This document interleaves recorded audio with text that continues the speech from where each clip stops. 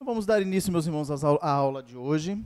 O tema da nossa aula é mandatos criacionais. Alguém já ouviu esse termo antes? Se alguém já ouviu, levanta a mão, por gentileza. 1, 2. Pouca gente ouviu esse termo, né? Obrigado, meu irmão. Esse termo, meus irmãos, tem a ver com a primeira ou as primeiras instruções que Deus deu assim que ele criou Adão e Eva.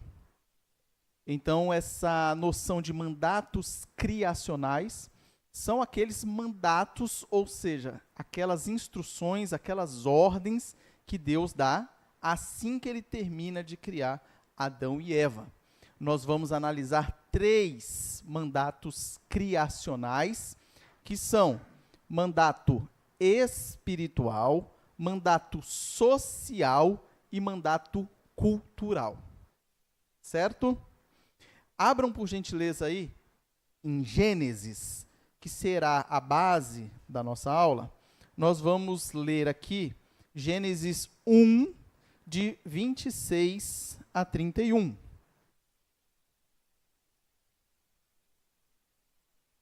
Gênesis 1, de 26 a 31. Enquanto os irmãos acham, assim que Deus criou Adão e Eva, ele deu direitos e deveres para Adão e Eva. E o pecado distorceu esse modo do homem cumprir com essas ordenanças que Deus deu. E hoje nós vamos avaliar qual é o conceito desses mandatos criacionais, ou desses 3 mandatos criacionais, e quais são as aplicações para as nossas vidas hoje em dia, tá bom? Então, vamos ler aqui o que a palavra nos diz. Gênesis 1, de 26 a 31.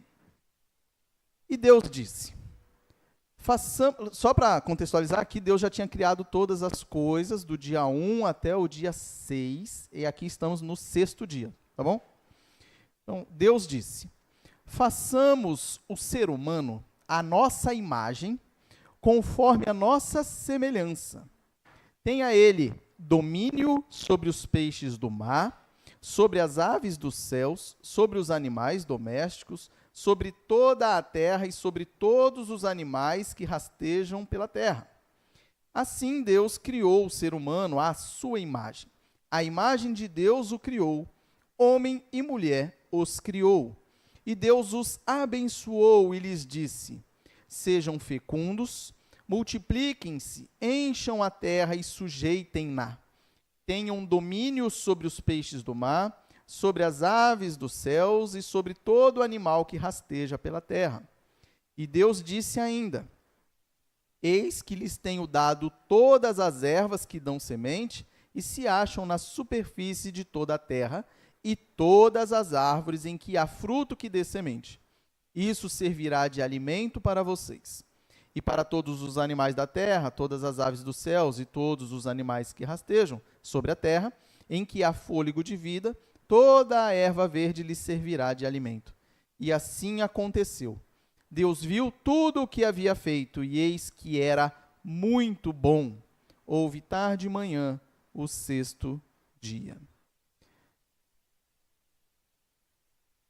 Vamos lá, meus irmãos. O princípio de tudo. Assim que Deus criou Adão e Eva, o que ele falou para Adão e Eva?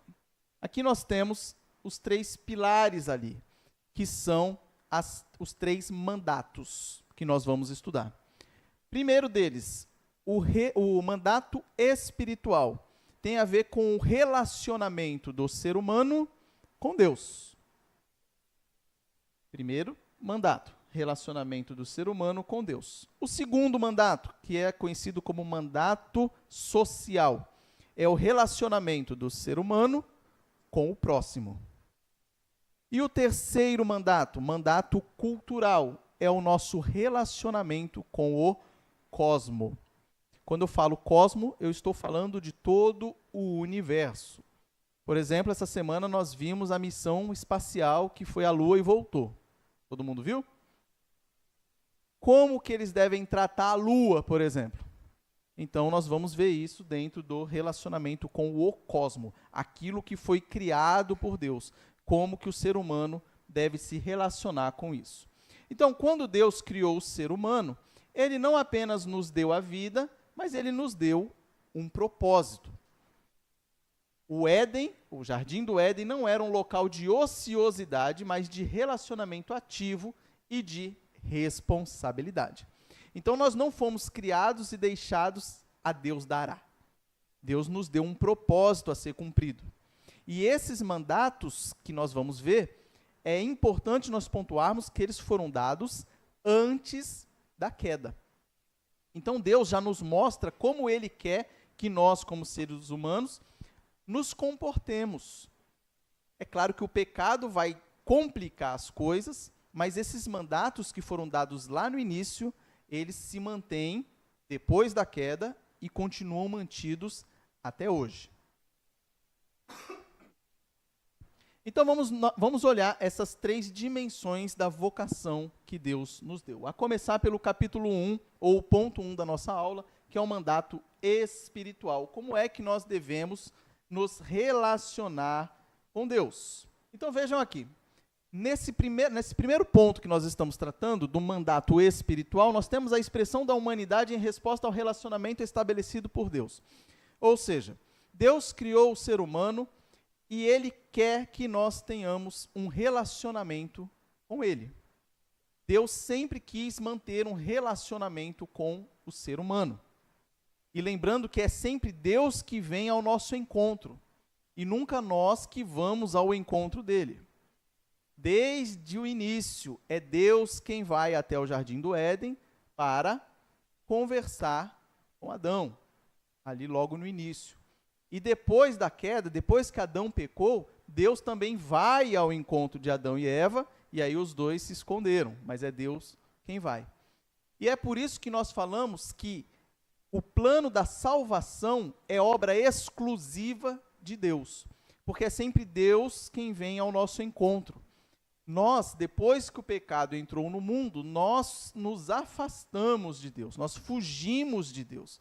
E é por isso que nós dizemos que o Espírito Santo precisa tocar o nosso coração, e nós dizemos que é Ele quem nos convence do pecado, para que assim nós reconheçamos que nós precisamos de um Redentor, e esse Redentor é Cristo.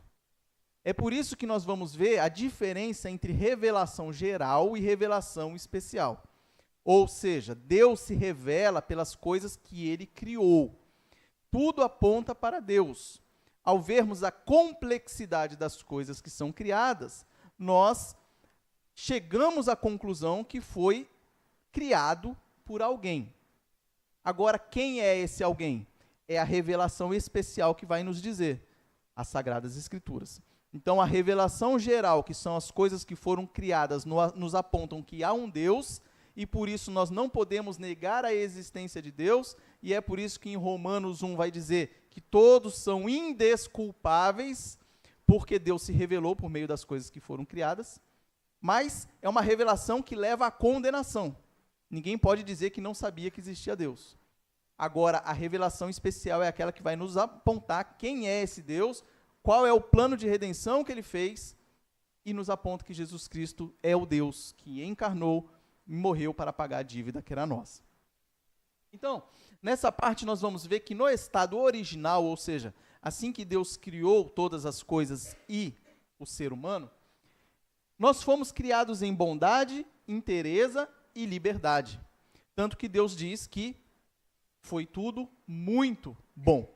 Até lá ele estava dizendo que a criação era apenas bom.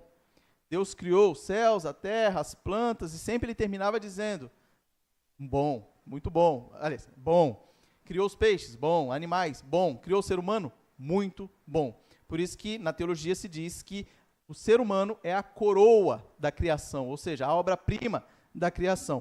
Não para nos trazer orgulho, obviamente que não, porque foi Deus, é Deus que merece toda a glória, mas é o ápice da criação, é o ser humano, que foi criado à imagem e semelhança de Deus. E nós vamos falar diversas vezes a respeito da imagem e semelhança de Deus, mas é bom nós definirmos um pouco o que é isso. ser criado à imagem e semelhança de Deus é como se nós fôssemos sombras de Deus. Não somos iguais, somos semelhantes. Semelhantes em que sentido? No sentido de que alguns atributos de Deus foram dados a nós. Nós podemos pensar por quê? Porque Deus pensa. Nós podemos raciocinar porque Deus raciocina. Nós podemos amar porque Deus ama. E assim por diante. Diversos atributos de Deus são transmitidos para nós. E assim nós representamos Deus nessa terra. Daqui a pouco nós vamos falar o que implica essa questão. Então, nós fomos criados completos e sem necessidade de merecer nada. Nós fomos criados de uma maneira completa para a glória de Deus. Qual que era a missão ali de Adão e Eva? Era serem vice-gerentes de Deus na terra. Deus mandando os seus representantes, Adão e Eva, com as suas funções. Então, Adão, em especial, ele tinha a função de ser o sacerdote da criação. Ele seria aquele responsável em levar a criação à adoração a Deus. E ele falhou, como nós vamos ver mais para frente, quando Eva pecou. Então, aqui nós temos o estado original criado, depois nós temos a questão da metáfora da liberdade, que é muito importante, pois Adão e Eva foram criados com liberdade, mas uma liberdade dentro da lei de Deus. Não é uma liberdade para fazer o que eles bem entendiam. Vocês já devem ter visto alguma reportagem de quando é apreendido algum animal selvagem que está andando na cidade. Eles vão lá, eles prendem esse animal selvagem e depois eles soltam ele para a mata de onde ele veio. E o que as pessoas dizem na reportagem? Agora ele está também, mas está livre. Alguém falou livre aí, né? Quem falou? Alguém falou livre. Agora ele está o quê? Livre no seu habitat. Mas ele está livre. Agora ele vai viver a sua liberdade. Supondo que é uma onça. A onça foi solta lá na mata. Agora ela é livre. Ela é livre para quê? Para fazer o que ela quer? Na verdade né? Porque ela tem um instinto. Não foi boa essa minha fala. Mas assim, ela vai gozar da sua liberdade para fazer aquilo que ela foi programada a fazer. Ela não vai poder, agora eu sou livre, eu vou voar. Ela não pode voar. E hoje em dia é bom pontuar que isso é verdade. Não pode voar. Então, ela não é livre para fazer o que ela bem entender. Ela é livre para ela viver aquilo que foi programada para ela. Então, o ser humano, da mesma maneira. Nós fomos criados livres, o Adão e Eva lá atrás, para viver de acordo com as regras que Deus estipulou.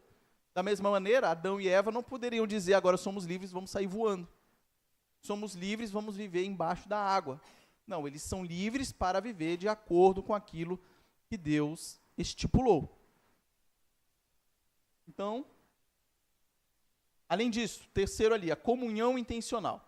Nós vimos, acho que não cheguei a ler essa parte, mas na sequência da leitura de Gênesis, nós vamos ver que Deus, ele passeava pelo jardim na viração do dia e ele mantinha comunhão com Adão.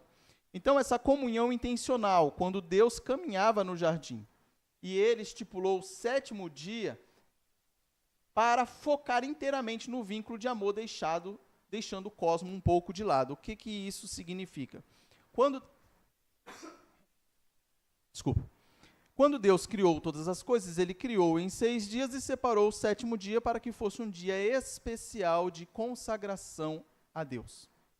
E ele aponta para isso. Hoje nós utilizamos esse dia como sendo o domingo, mas é o dia do descanso. O que é o dia do descanso? É um dia para não fazer nada, ficar deitado na rede, pensando na morte da bezerra? Alguém acha que é isso? Bom, eu já achei. Mas não é.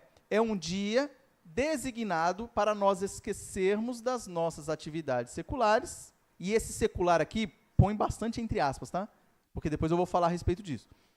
Mas é o nosso trabalho, as nossas atividades semanais, para nos dedicarmos exclusivamente a Deus. Um dia separado para isso. É um dia que, inclusive, mostra para nós que o mundo não precisa de nós para funcionar. Se em um dia nós estamos parados, é porque o mundo não precisa de nós para ele funcionar. Nós reconhecemos que é Deus que está sustentando todas as coisas. E por fim, depois que Deus criou todo esse contexto, ele coloca lá a árvore do conhecimento do bem e do mal, dando o privilégio de o ser humano, Adão e Eva, honrar a Deus não comendo de uma única árvore, enquanto se podia livremente comer de todas as outras. Então, é como se você fosse convidado na casa de alguém para participar de alguma refeição, e a pessoa fala, ó, você pode comer de tudo que está aqui. Tudo que eu preparei aqui, fica à vontade, a geladeira está ali, fica à vontade, pode abrir lá o armário, comer tudo. Só não come aquele brigadeiro que eu deixei ali para minha filha, porque ela gosta demais daquele brigadeiro.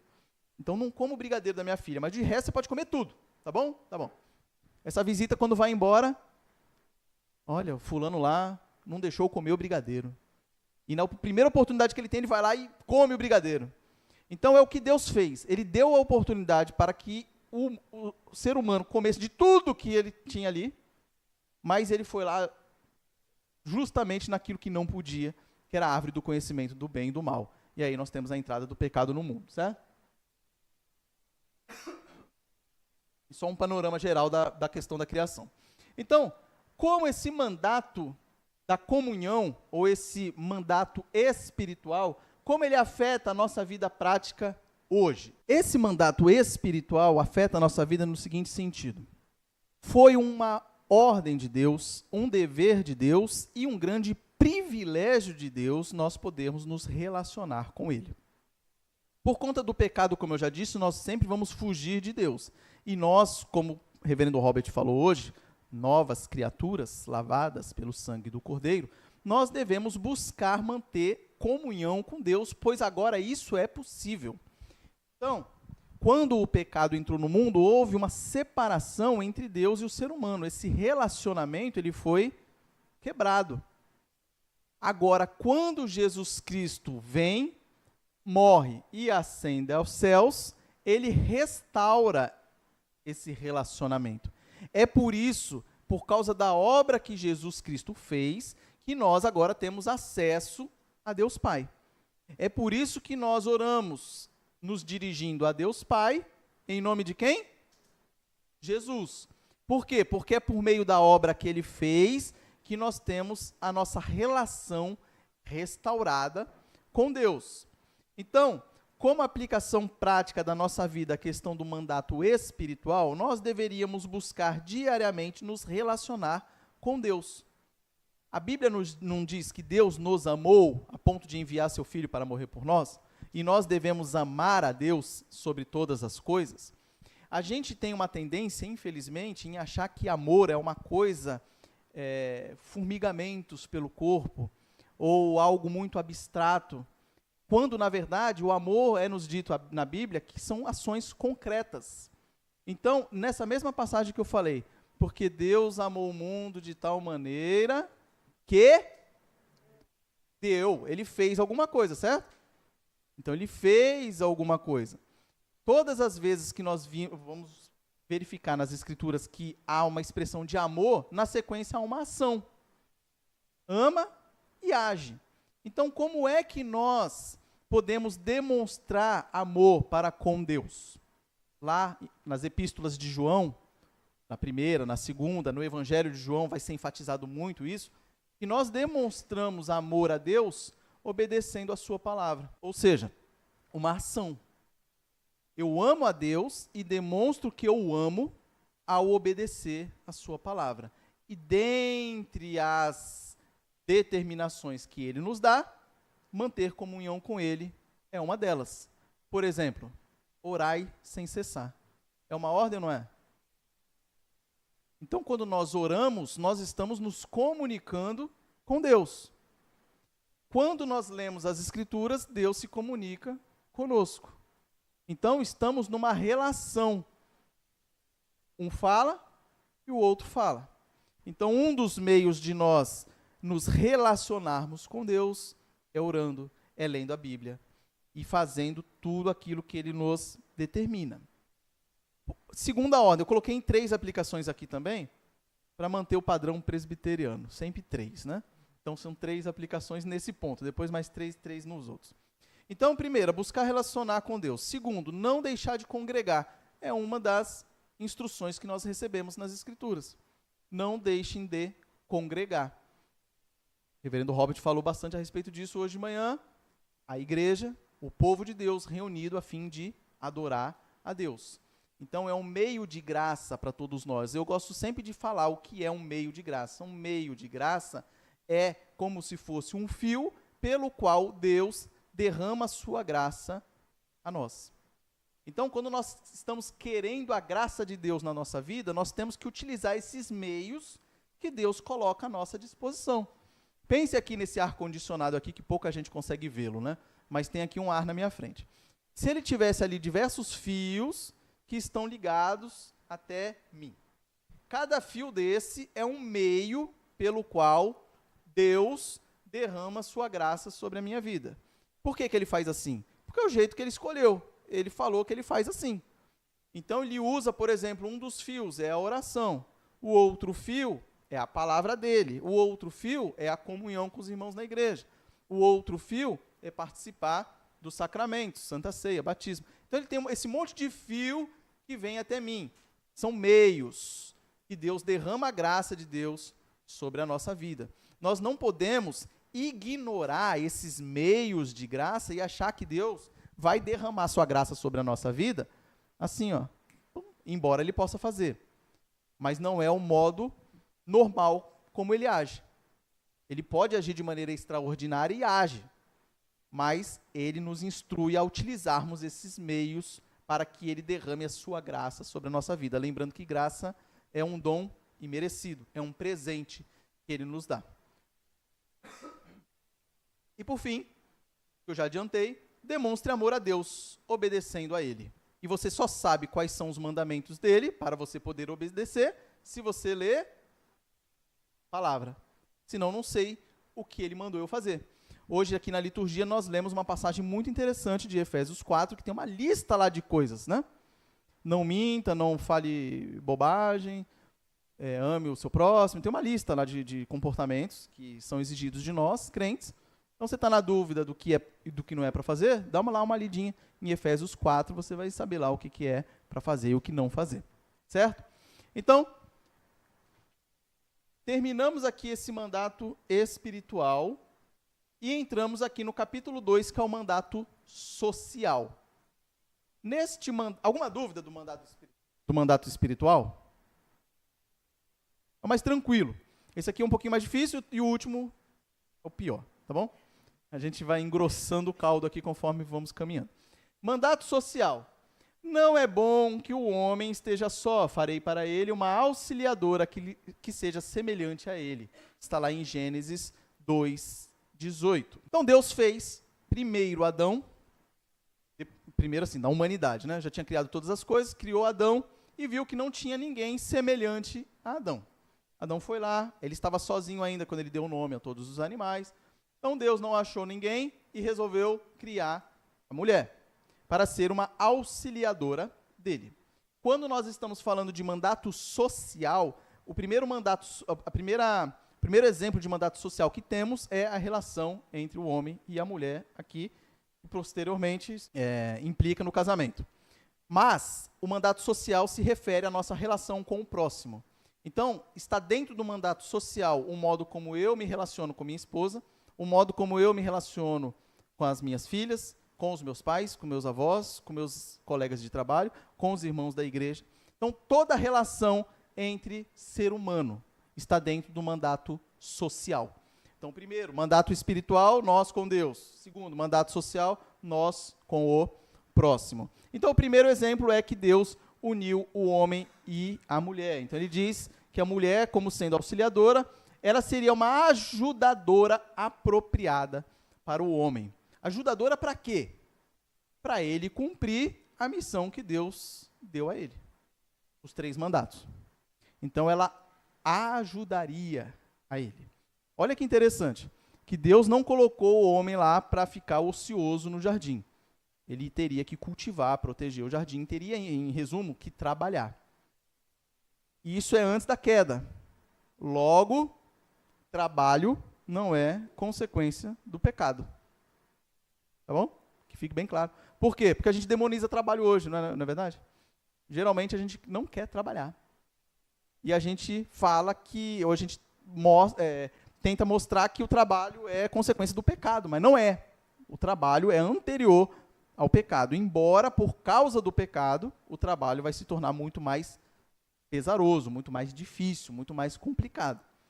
Mas não é para demonizar o trabalho em si. Então Deus vai lá e coloca ela. É interessante que o termo ajudadora, que está na sua palavra aí, ele dá uma intenção no original é um termo de força militar vital para a vitória. Ou seja, é um termo, esse ajudadora, é um termo que diz que se a pessoa não tiver essa ajuda, ela seria derrotada. É como se você estivesse com um exército de 50 pessoas enfrentando um exército de 100 mil pessoas. E aí, para te ajudar, vem um exército de 1 milhão de pessoas e você derrota o seu inimigo. Ou seja, esse ajudador é um termo que, se não viesse esse exército de 1 milhão de pessoas, você seria derrotado pelo outro exército. Então, é uma ajudadora fundamental, as mulheres, na missão que o homem tem a exercer. Então, a mulher como auxiliadora e o homem como cabeça, ou seja, o homem liderando através do serviço, deixando pai e mãe e se unindo à sua mulher. Então, o homem como a função de liderar o lar. Abram aí, por gentileza, em Gênesis 3:9. Eu acho que eu não anotei ele aqui. Alguém tem uma Bíblia fácil aí? Eu. Abra aí em Gênesis 3:9. Vou pedir para alguém ler. Consegue ler aí? Não, mas não precisa de Bíblia não, pode ler aí. Gênesis 3:9. Todo mundo ouviu? Vai ler de novo, tá? Só um minutinho. Não, peraí. Só para eu contextualizar. Aqui, Eva havia comido do fruto proibido. Alguém tem dúvida que Eva comeu primeiro o fruto? Não, tá. Então, a Eva comeu primeiro o fruto. Depois, ela fez o quê? Deu ao marido o quê? Comeu. Tá? Então, os dois pecaram, começando por Eva. E passou para Adão. Agora, Deus veio na viração do dia, como era costume, ou seja, era um hábito, e Adão e Eva vão lá e se escondem. E aí vem a passagem. Por gentileza, lê de novo.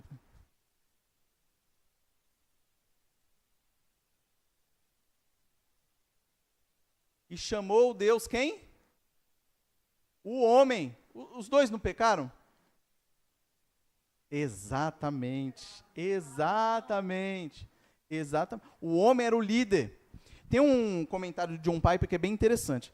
Que ele diz que, suponha que tem um lar com um casal em constante conflito, supondo que a maior parte da culpa é da mulher, mas aquele em pé de guerra, ele faz um comentário assim: se Jesus Cristo chegasse na sua casa e batesse lá para tentar resolver o problema, quem que ele ia chamar? Mostrando que esse papel de cabeça do homem é de liderar o seu lar. Por isso que muitas vezes nós vamos ver a citação de que o homem é o líder espiritual do seu lar. Então, o homem tem a responsabilidade de liderar a sua casa. Responsabilidade essa que, infelizmente, muitos homens não exercem e jogam para quem? Para a mulher, que fica sobrecarregada com seu serviço de auxiliadora, de alguém que não quer seguir o que Deus pede para que ele faça, e ainda fica tendo que ser o cabeça da casa.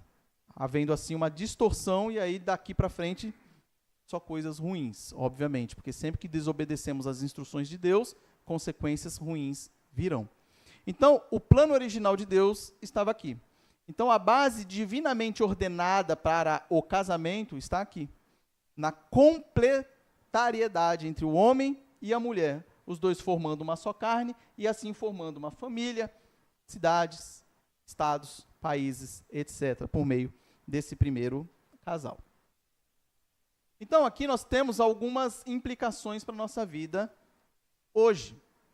A questão do relacionamento, do mandato social. Então, nossa responsabilidade social começa na compreensão daquilo que Deus criou. Então, é importante nós entendermos que há diferenças entre homem e mulher. Infelizmente, de novo, nós chegamos àquela citação famosa que Chesterton fez, que um dia a gente ia ter que ensinar ou provar que a grama era verde. E a gente chegou nesse tempo. E nós precisamos enfatizar que homem e mulher são diferentes. Então, homem e mulher são diferentes biologicamente. Para começar, cromossomos diferentes, certo? XX, XY, biologicamente, questão hormonal e tudo mais, então, biologicamente, homem e mulher são diferentes. Também nos papéis. Deus cria a mulher, como nós vimos, com o papel de submissão e auxiliadora no desempenho do trabalho do homem. Vemos o homem como o papel de liderança, uma liderança servil. E uma observação importante sempre quando nós falamos a respeito de submissão. Submissão da mulher ao marido. Há aqueles que vão dizer que é um demérito para a mulher ser submissa ao homem. Lembrando que ser submissa não é ser complacente, né? Não é falar amém para tudo que o homem fala. Mas um exemplo claro da submissão é quando você vai trabalhar num local que você precisa daquele emprego e você vai ser submisso ao seu patrão. Você vai tratá-lo com respeito, embora você possa falar com ele a respeito de alguma coisa que ele esteja fazendo errado para ele arrumar. Mas se a submissão da mulher fosse demérito, seria um demérito para Cristo, porque o paralelo é com Cristo. Logo, Cristo ser submisso ao Pai, como ele fala nas Escrituras, seria também um demérito. Então, as Escrituras nos colocam a submissão da mulher ao homem, o homem submisso a Cristo, e Cristo, em um sentido bem difícil de nós aprofundarmos agora, submisso ao Pai. Então, nós temos essa ideia da submissão, mostrando a diferença entre ambos. Depois, nós temos que entender que o homem e a mulher se complementam, e nessa complementariedade eles são um exemplo para os filhos, tanto de como ele deve se comportar como homem, como ele deve se comportar como mulher, caso seja mulher. Então, você tem um filho casal, ele vai observar o comportamento de ambos. E é impressionante quando a gente tem filho, como que a gente muda, né? Grande parte aqui tem filho, acho que talvez até todos, mas grande parte tem. E é impressionante como tem coisas que a gente faz quando nós não temos filhos e depois que a gente tem, a gente não faz mais. E a gente fala assim, tá ali do meu lado e tá olhando. Eu acho que eu não vou fazer isso. Então, Deus nos dá a graça de poder sermos mudados por uma criança pequenininha que está do nosso lado, observando aquilo que nós estamos fazendo e imitando aquilo que nós estamos fazendo. Então, entender que o casamento não é baseado em sentimento, essa questão de dentro do mandato espiritual, do mandato social é muito importante, porque hoje em dia, na nossa sociedade, infelizmente, o sentimentalismo tem ganhado muito espaço. O que significa sentimentalismo? Aquilo que eu quero para mim e não me importo com o outro. É por isso que você vai ver como justificativa para divórcios a famosa expressão eu não o amo mais, ou eu não a amo mais. Ou seja, baseado no sentimento. Quando nós vamos ver que, pelas Escrituras, o casamento é baseado na aliança e nas promessas que são feitas entre ambos. Então, baseado nessas promessas que você faz entre ambos e perante Deus, é que você não pode dizer, vou me divorciar porque não o amo mais. Porque o nosso casamento não é baseado em sentimentalismo. Sentimentalismo é baseado, como já disse, nas regras da aliança e nas promessas que foram feitas entre ambos. E por fim aqui, lembrar que o segundo principal mandamento é amar ao próximo como nós mesmos. Então, quando Jesus Cristo ele resume os 10 mandamentos em amar a Deus sobre todas as coisas e ao próximo como a nós mesmos, nós já estamos vendo como nós devemos tratar o nosso próximo e como nós devemos agir aqui na questão do mandato social. Se nós levarmos a sério o amar ao próximo como a nós mesmos, nós já resolvemos todos esses problemas. Porque amando ao próximo amando ao próximo como a nós mesmos, nós vamos evitar, por exemplo, discussões aleatórias, vamos evitar falar mal do outro, difamar o outro, vamos evitar mentir para o próximo, nós vamos buscar servir ao próximo, só amando ao outro como a nós mesmos. Então, Deus nos deu essa ordem aqui. Então, só para não passar batido e falar que eu não li o slide, Aqui nós estamos vendo o padrão divino e a aplicação prática na nossa vida. No primeiro, as diferenças biológicas. Então, no sentido de não ceder aos discursos, eu coloquei ali da ditadura da biologia. Isso aí eu vi ontem numa postagem de um site que defende ideologia de gênero, falando que a biologia não pode determinar que alguém seja homem e mulher. E eles chamam isso de ditadura da biologia. Então, eles querem dizer que a biologia não define quem é homem e quem é mulher. Então, nós entendendo aqui que Deus criou desta maneira, nós refutamos essa ideia. Então, a biologia, ela é criação divina e ela claramente identifica o que é o homem e o que é a mulher.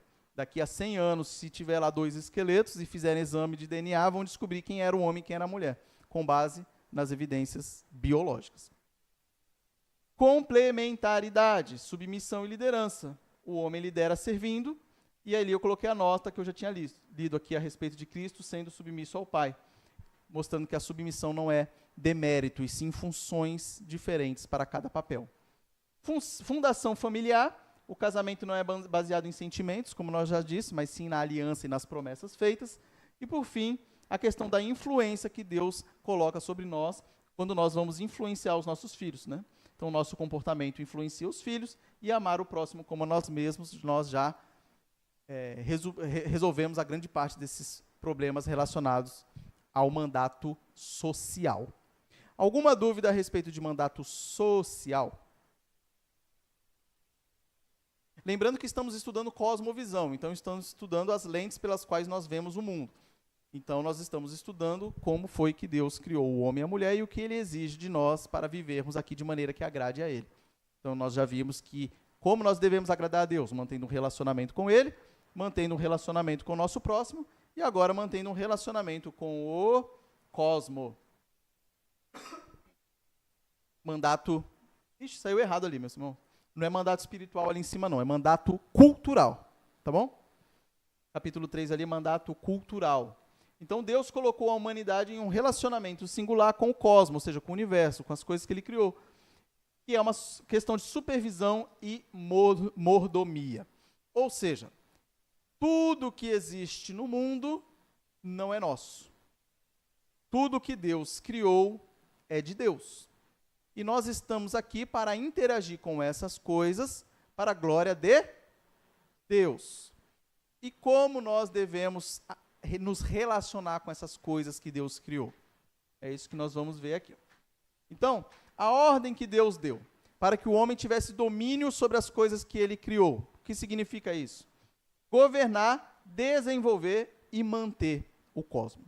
Então, a função do ser humano é governar, desenvolver e manter as coisas funcionando. Claro, sempre lembrando que Deus é soberano e é Ele quem governa todas as coisas. O homem, ele tem o seu papel, mas Deus utiliza o homem trabalhando para os propósitos dele, mas Deus é soberano para ele fazer o que ele bem entender. Por exemplo, a discussão hoje em dia muito forte é do...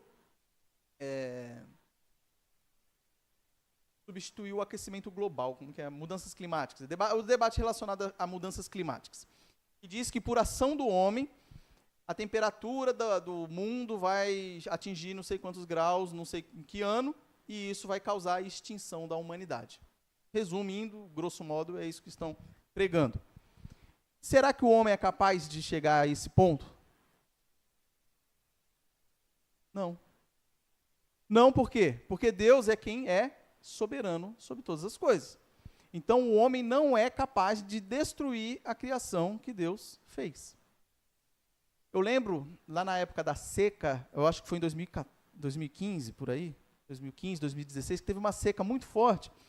E, na época, eu acho que o governador era o Geraldo Alckmin, e ele falou, na época tinham secado as represas lá em São Paulo, ia ter desabastecimento, virou uma bagunça.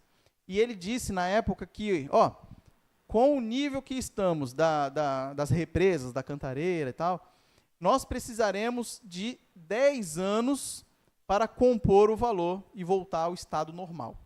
10 anos chovendo a quantidade esperada. Esse foi o discurso que ele deu. Aí, o que aconteceu? Deus mandou tanta chuva que, passados alguns meses, as represas já estavam funcionando a todo vapor. Então, assim, nada do que o ser humano possa fazer pode destruir aquilo que Deus criou, exceto se for parte do plano de Deus que isso aconteça. Então, soberania de Deus é isso, está tudo nas mãos de Deus. E isso não isenta-nos de não tratarmos a criação com responsabilidade.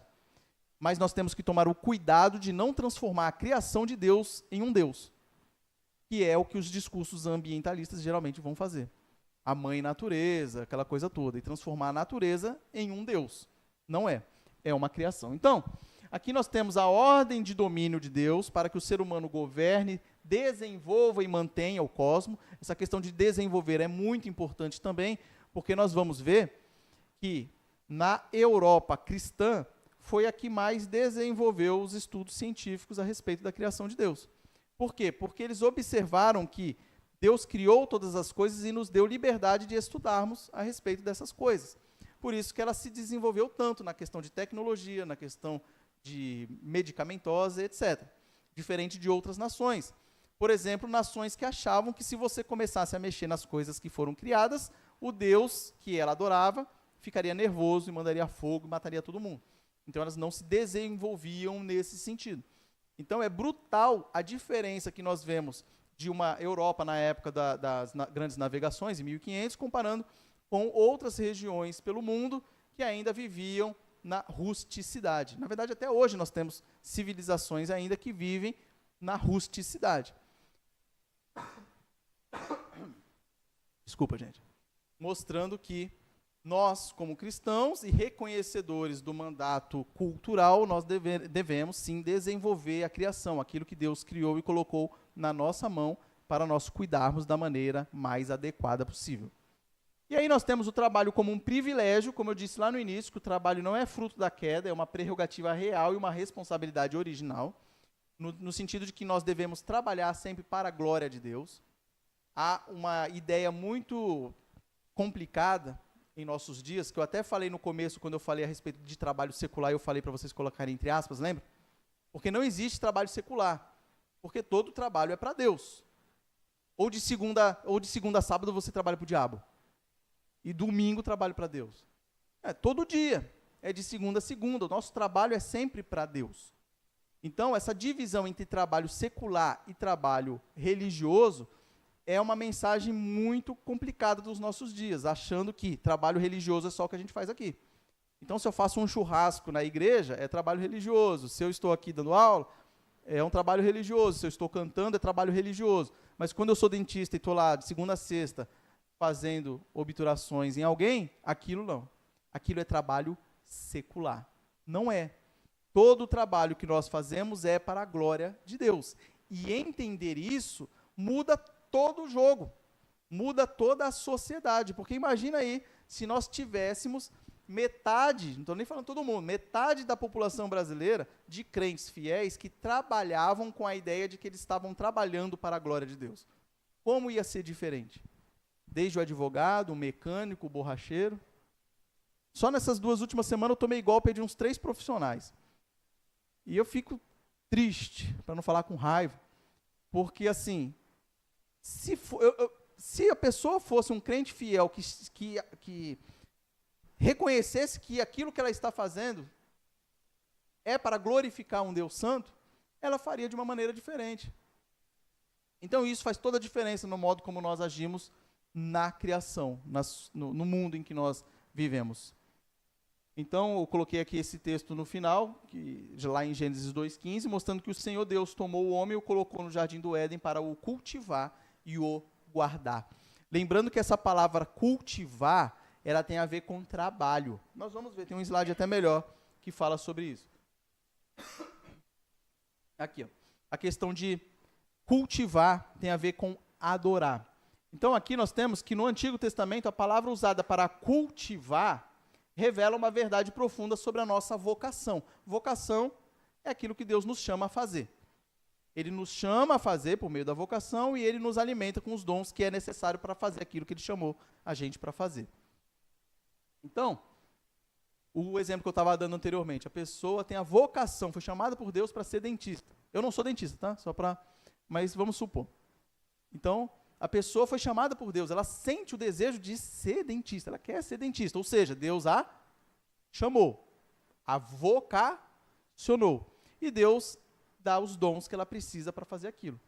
Se a pessoa não tem o traquejo para pegar em coisas pequenas, provavelmente ela vai fazer alguma bobagem ali. Então, Deus vai alimentar a pessoa com os dons necessários para ela fazer aquilo lá. Então, nós temos aqui essa palavra bad, que lá no grego significa o cultivar, que está relacionado com culto e adoração. Aqui, ó, eu coloquei a palavra ali, tá vendo no cantinho ali no meio? Ali ele está como servir, mas é a palavra traduzida na nossa Bíblia como cultivar. Então, um homem para cultivar o jardim, servir. E ali ele tem diversas significações nesse sentido, de servir e de trabalhar, de atuar. Então, uma implicação importante para a nossa vida hoje é entender que os nossos cultos devem propiciar a adoração ativa aos crentes e não o mero assistir a apresentações. O que significa isso? Quando nós entendemos que o culto a Deus é um ato de adoração, é um trabalho que nós fazemos a Deus, uma das implicações é que nós todos viemos aqui essa manhã para nós adorarmos a Deus, prestarmos culto a Deus. É um trabalho que nós estamos fazendo a Deus. Então, não é um mero local para sentar e ficar como espectador, consumindo aquilo que é passado daqui para aí. Pois não, meu irmão?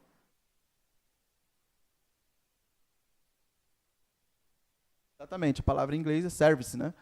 É isso mesmo, mostrando essa palavra, o culto como um serviço, um ato de serviço. E a gente, por influência de outras teologias que andaram por aqui durante 500 anos, nós temos a intenção, nós às vezes pensamos que o culto é um local que eu sento para ser, quem falou? Servido, exatamente. E não que eu estarei servindo e prestando um serviço a Deus. Então, os irmãos que estão ali trabalhando ali, ó, na porta, o pessoal que está na transmissão, o pessoal que está cantando, o pessoal que está pregando, o pessoal que está aí, está prestando um serviço a Deus. E nós interagimos com Deus durante o culto, por meio da palavra, por meio da oração, por meio dos louvores. Então, cultivando a terra, determinação de Deus para nós, dentro do mandato cultural, nós temos umas implicações importantes aqui que eu quis frisar. Então, tudo o que fazemos é para Deus. Precisamos, então, de jornalistas, músicos, advogados, médicos, todos cristãos, artistas, inclusive, pois assim você influencia a sociedade. E uma das funções nossas, como cristãos, é influenciar a cultura. Quando Jesus Cristo falou que seus discípulos, naquela época, e nós hoje, somos sal e luz nessa terra, é que nós não devemos ficar reclusos aqui no nosso cantinho e viver como se fossem monges, aqui cercados dentro do nosso mundinho. Não, nós devemos influenciar a cultura e a sociedade. E com tudo que nós fazemos, nós influenciamos, desde o modo como nós agimos com o nosso vizinho, até o modo como eu trabalho. E, inclusive, a parte de artes que eu coloquei aqui é muito importante. Se nós tivéssemos produções de filmes bons, cristãos, a sociedade com certeza estaria diferente. Mas filmes bons, porque geralmente os filmes antigamente que saíam, que eram cristãos, eram horríveis. Desde a imagem até a história. Hoje em dia estão saindo alguns melhores aí, uns muito bons, inclusive. Mas nessa questão da arte cristã sendo trabalhada, influencia a cultura de uma maneira imensurável. Relembrando que nós somos mordomos e não donos de nada. Tudo que, entre aspas, é nosso, na verdade é de Deus. E nós temos que cuidar da maneira correta daquilo que não é nosso. Se nós cuidamos bem daquilo que alguém me emprestou, eu não vou cuidar daquilo que Deus colocou à nossa disposição. Muitas vezes nós, por orgulho, agimos como se fôssemos donos de alguma coisa. Então, devemos explorar e cuidar da criação. Então, aqui, sempre lembrando da nossa responsabilidade também. Nós não vamos sair tocando fogo na floresta aí por causa do discurso ambientalista. Não, nós temos o dever de cuidar, mas nós desenvolvemos a cultura e tudo mais. Então, meus irmãos, mordomia, aquilo que Deus nos deu para nós administrarmos. Então, procriação e herança. Olha que interessante aqui, puxando o que a nossa querida irmã Vânia falou a respeito dos filhos. Esse autor aqui, Peter Kraft, eu acho que é assim que pronuncia, ele tem vários livros, dentre eles, Como Vencer a Guerra Cultural. E ele chama, eu peguei essa citação, eu acho que é desse livro, se eu não me engano foi desse livro. E ele diz o seguinte: a única coisa realmente necessária que poderíamos fazer para salvar a nossa civilização é ter filhos. Ele mostra aqui a nossa omissão como cristãos, que deixamos de ter filhos de alguns anos para cá. Podem reparar que foi diminuindo bastante a quantidade de ter filhos. Essa semana minha avó fez 99 anos, ela teve 12 e adotou um. Então, de lá para cá, você pode reparar, tinha gente que começava nos 12, né? Não, no 15, né? Tinha um 15, depois foi para 12, depois tinha um monte de gente que tinha 8 ou 9, depois foi para 7, 5, 4, 3, 1, e aí um grande período que ninguém queria ter mais. Quando queria era 1. Era mais ou menos isso. E, graças a Deus, parece que o movimento está voltando. A mulherada aí está voltando a ter filhos, pelo jeito. Mas tem uma observação importante a respeito de filho, que vamos falar daqui a pouco. Mas, ele diz isso porque ter filhos e criá-los, o quê? Na palavra. Cumprir o que as Escrituras dizem e inculcar na cabeça dos nossos filhos a palavra de Deus. Porque também não adianta você ter 30 filhos e deixar que o mundo crie. Aí você não adianta nada. A ideia é filhos para que eles sejam cuidados e criados dentro da disciplina bíblica, para que eles, sendo um integrante da família de Deus, também possam influenciar o mundo, influenciar todas as esferas pelas quais ele participa. E aí eu coloquei aquele final ali, um chamado urgente. Por quê? Porque não é todo mundo que pode ter filho. Então, não dá para... É claro que a determinação bíblica que nós vemos lá em Gênesis, que continua até hoje, é o quê? Sede fecundos, multiplicai-vos, enchei a terra, certo? Mas tem gente que não pode. Isso está dentro da esfera da soberania de Deus. Mas tem uma coisa que quase todo mundo pode. É difícil generalizar, né? Não vou falar que todo mundo pode. Mas que grande probabilidade aí que muitas pessoas poderiam fazer. Que é o quê? Adoção. Aí ontem eu estava fazendo uma conta assim de padaria. E o Brasil, ele tem hoje 5.240 crianças aptas à adoção. Ouviram o número? 5.240, vamos arredondar para 6.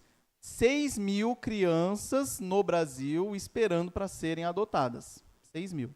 E hoje existe no Brasil 47 milhões de evangélicos. Ou seja, se uma parte dos evangélicos adotasse um filho, hoje não teria ninguém na fila de adoção.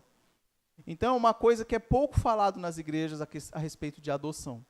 Mas adoção é um papel fundamental. Nós vimos hoje na palavra que foi pregada de manhã que nós fomos adotados. Deus nos adotou. Então, às vezes as pessoas têm muito medo a respeito de adoção. Mas e se vier com problema? Mas se a gente tiver filho, pode vir com problema também. Então, assim, o risco sempre tem, mas Deus dá graça. Então, que a sementinha seja plantada no coração de todo mundo, para que pensem mais a respeito dessa questão de adoção. Porque na Bíblia nós vemos como Deus trata as viúvas, os estrangeiros e quem? Os órfãos. Os órfãos. A questão de adoção é muito importante e está dentro de um papel do mandato cultural. Tanto é que os orfanatos começaram dentro de um contexto cristão. Eu não sei se os irmãos sabem, mas na época da Roma antiga, os filhos indesejados eram jogados dos muros de Roma, caíam e eram mortos. E foram os cristãos que começaram a ir lá e pegar essas crianças que não morriam e cuidar delas, adotar essas crianças e criá-las na palavra de Deus. Então, o contexto cristão está muito envolvido nessa questão de adoção. E antigamente, nas Santa Casas de Misericórdia, que era uma instituição católica, existia no muro, hoje em dia eu acho que não existe mais, se alguém é mais antigo aí talvez vai lembrar, daquele negocinho que você colocava o bebê ali e girava. Chegou a ver isso? Ou não? Mas existia. Ou seja, no muro das Santa Casas ou dos locais onde ficam as feiras, como que é o nome? Convento. convento, nos muros, havia ali um buraco, e, por exemplo, a mulher tinha um filho e não queria aquele filho. O que ela fazia? Ela deixava para adoção. Ela chegava lá no muro, girava um negócio, aí colocava o bebê ali, girava o negócio, ou seja, essa coisa que girava... É isso? Oh, muito bom, obrigado, viu? A roda dos rejeitados. Então, aí colocava o bebê ali, girava, ele ia para o lado de dentro do convento. Aí as freiras iam lá, pegavam essa criança e cuidava dela, adotava ela. Ou seja, dentro de um contexto cristão também. Não precisava saber quem foi a mulher que deixou a criança lá, não precisava saber de nada. Mas é melhor do que essa moça matar essa criança, ou abortar essa criança. Deixou lá, girou. Uma forma de agir dentro do mandato cultural. Infelizmente, as igrejas evangélicas têm pouquíssimos orfanatos. Mas isso é para outro dia. Vamos lá. Então, a queda que mudou tudo. Deixa eu correr aqui porque nosso tempo está acabando. Vamos já partir para o final. A questão do mandato cultural, o nosso dever de nós influenciarmos a cultura e a nossa sociedade em que nós vivemos. E nós chegamos aqui ao final de todas as coisas. Ou seja, os mandatos criacionais, que são os 3 que nós falamos, espiritual, nosso relacionamento com Deus, social, nosso relacionamento com o próximo, cultural, nosso relacionamento com a criação, foram dados perfeitos por Deus. Ou seja, era isso que Deus queria que nós cumpríssemos. Toma aqui a regra do jogo, Adão e Eva. Agora vamos cumprir essa regra. Aí eles desobedeceram, o pecado entrou, tudo ficou difícil, mas eles se mantêm funcionando. Então nós os quebramos. Ideologias humanas falham miseravelmente ao tentar consertá-los pelas próprias forças. Então você começa a ver diversos movimentos ideológicos tentando, entre aspas, consertar falhas nos mandatos criacionais. Então, onde falhamos como vice-gerente de Deus, essas ideologias tentam tomar o lugar de Deus. Então, Deus reconcilia Jesus Cristo reconcilia o nosso relacionamento com o Pai, restaura a dignidade da família humana e redime a nossa cultura e o nosso trabalho. E, por fim, só há uma solução para todos esses problemas dos mandatos criacionais que nós vimos, que é Jesus Cristo. É aquele que restaura todas essas relações. Então, você vai ver movimentos ideológicos tentando resolver a questão do trabalho, relação entre homem e mulher, relação entre povos, tudo isso vira pó quando nós reconhecemos que é Jesus Cristo que faz a restauração de todas as coisas.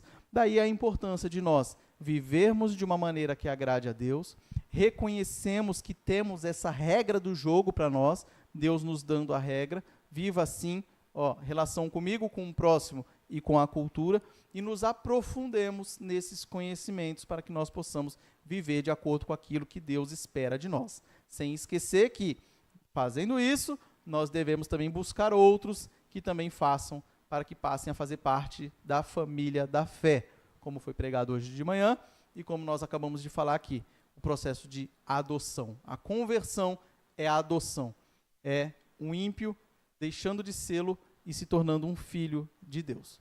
Alguma dúvida a respeito de tudo que foi falado até aqui? Bom, se não há dúvidas, há dívidas, certo? Então, vamos orar e pedir a graça de Deus para que nós possamos cumprir com a vontade dEle durante essa semana. Senhor, nós te agradecemos a oportunidade que temos de estudarmos um pouco mais a respeito dos mandatos criacionais. Pedimos que o Teu Espírito ilumine-nos cada vez mais, nos auxilie e nos ajude a viver desta maneira. Que nós busquemos dia a dia, buscar ter mais comunhão com o Senhor, utilizando todos os meios de graça que o Senhor coloca à nossa disposição. Nós te pedimos que o Senhor nos ajude a vivermos bem com o nosso próximo, que nós não mintamos ao nosso próximo, que nós não ofendamos ninguém, que nós não difamemos ninguém, que nós não fofoquemos, que nós vivamos de uma maneira que agrade a Ti nos nossos relacionamentos, entre família, trabalho, estudo e igreja. E pedimos, por fim, que o Senhor nos dê a sabedoria necessária para nós interagirmos com a cultura, com o nosso mundo.